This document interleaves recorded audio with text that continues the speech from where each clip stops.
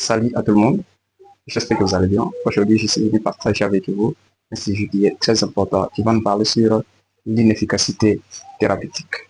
Donc, l'inefficacité du traitement. Alors, on va essayer de balancer certains facteurs qui influencent cette inefficacité ou alors cette défaillance thérapeutique. Ce qui fait que parfois vous êtes soumis à un traitement qui a marché chez un ami ou chez une personne quelconque, mais qui n'arrive pas à donner des résultats positifs chez toi parce qu'il y a certains facteurs qui peuvent entraîner cette inefficacité thérapeutique.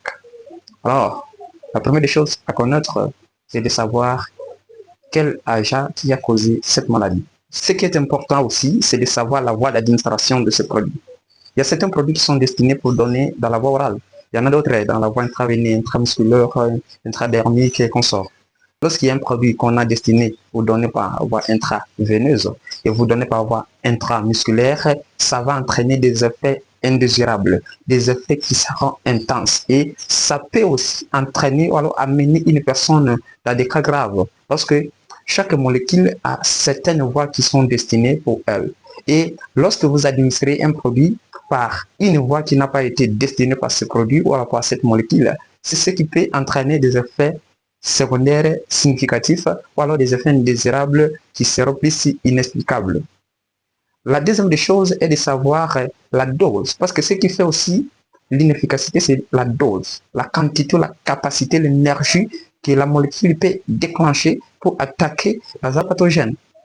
Lorsque vous administrez un produit qui devrait être administré par une dose qui est mesurable et vous l'administrez par une dose qui est basse, ce qui fait que l'agent pathogène va mettre ou installer certains mécanismes qui peuvent attaquer la molécule lorsqu'elle arrive devant cet agent pathogène. Et il faut savoir aussi respecter la demi-vie d'un produit. Là, j'attire l'attention aux clients ou aux patients. Lorsqu'on vous a dit de prendre un produit, par exemple, à 7 heures, et la deuxième dose, vous allez la prendre, par exemple, à 12 heures. Et en quittant 7 heures jusqu'à 12 heures, s'il y a une instruction pareille, vous devez la respecter. Pourquoi? Avant que la molécule finisse dans ton organisme, il faut que l'autre vienne remplacer. Maintenant, lorsque vous ne respectez pas cet écart qu'on vous a donné, c'est ce qui fait que vous prenez chaque fois les médicaments après que cette molécule s'évacue dans votre organisme.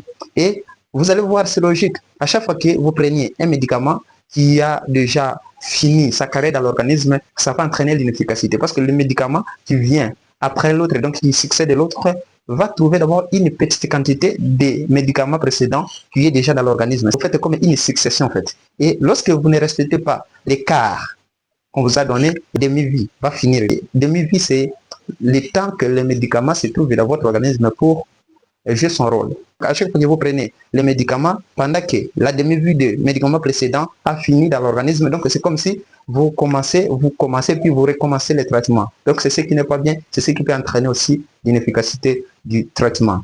Écoutez, appliquez, parce que c'est très important pour ta santé.